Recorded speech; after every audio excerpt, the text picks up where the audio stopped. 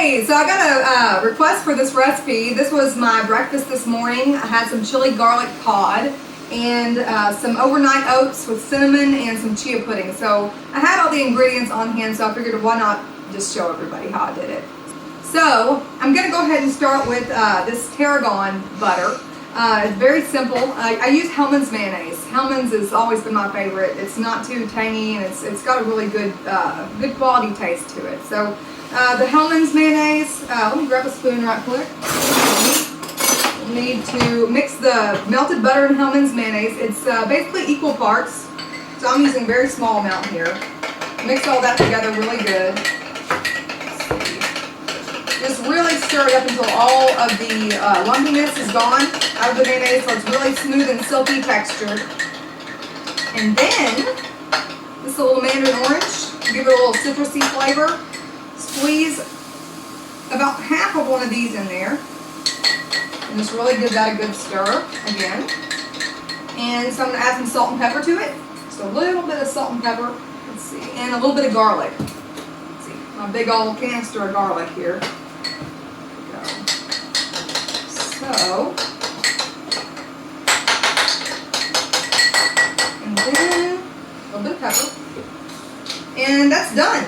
Totally done. We'll set it aside right over here for later.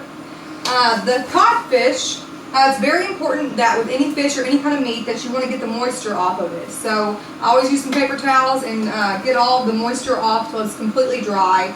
And then I'm going to go ahead and season it. I put a little oil on mine to kind of get the seasoning to stick since it is so dry. So I'm going to start with a little salt and pepper. That's how we always start, right here on this codfish. And we'll do some garlic on that also. Actually, I've already got a pre-seasoning mix here, which is garlic and chili powder and a little bit of cayenne. So it's half garlic, half chili powder, and a little pinch of cayenne in this little seasoning mixture. So we'll go ahead and season that up really good.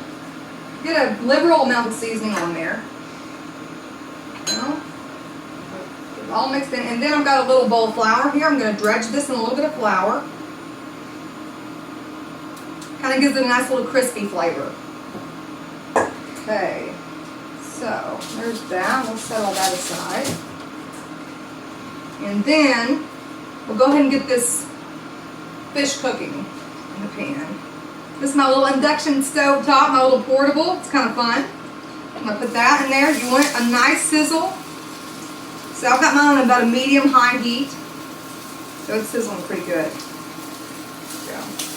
Cooks really quick. It's going to be done in like 5 minutes. So we'll set this aside. Let me get my hands a quick rinse. And I'm out of paper towels. Okay. So I'm going to turn the heat down just a little bit. It's sizzling a little bit high. And while that's cooking, I'm going to go ahead and show you how I did this coconut chia pudding and the overnight oats. So the overnight oats, I've already got them ready here, but right over here is what the night before or a few hours in advance you want to do this because you want time for those oats to soak up this milk. So I use So Delicious coconut milk. It's got a little bit of sugar, about 8 grams of sugar.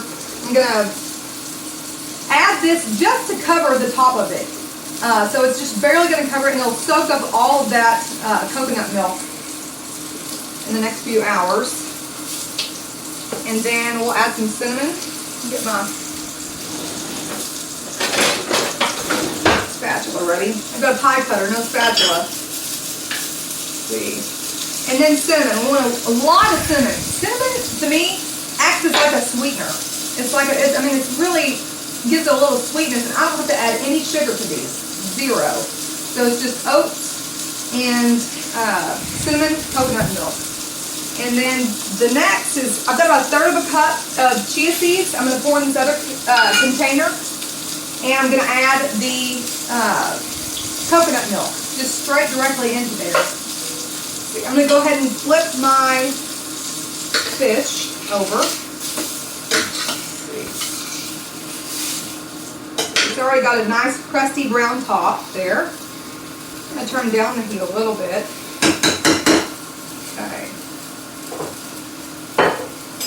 And then with this chia pudding, you want to get these seeds really mixed up into there, because if they get all stuck to one side, they'll be dry in one spot. So get it really, really mixed up all the way through.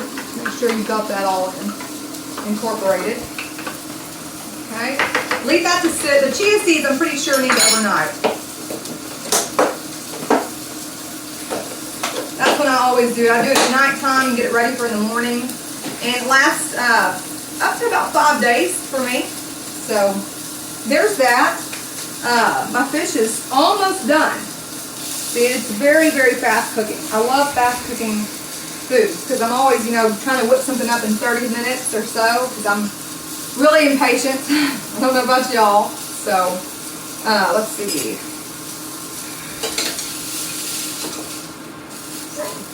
And that's good to go.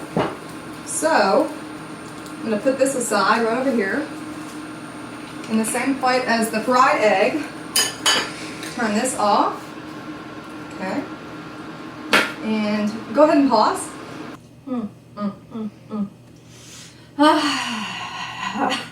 Yeah. Okay, so 2 things from the last video.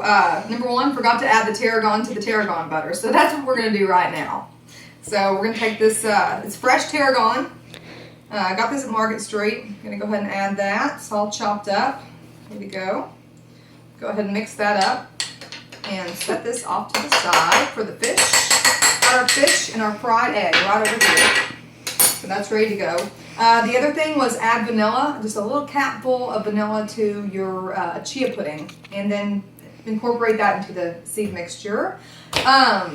So we're going to go ahead and take this, actually the avocado for the fish, go ahead and cut it in half and then really thin lines all the way through to the skin.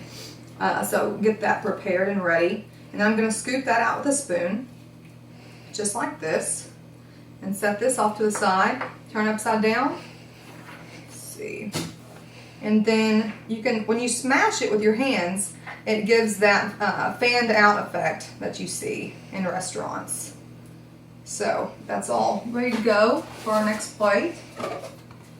And okay, we're going to go ahead and take this chia pudding right here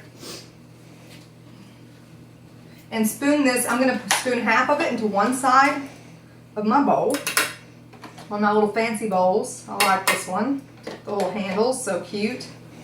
If you have something really nice like that, it always makes for a good presentation.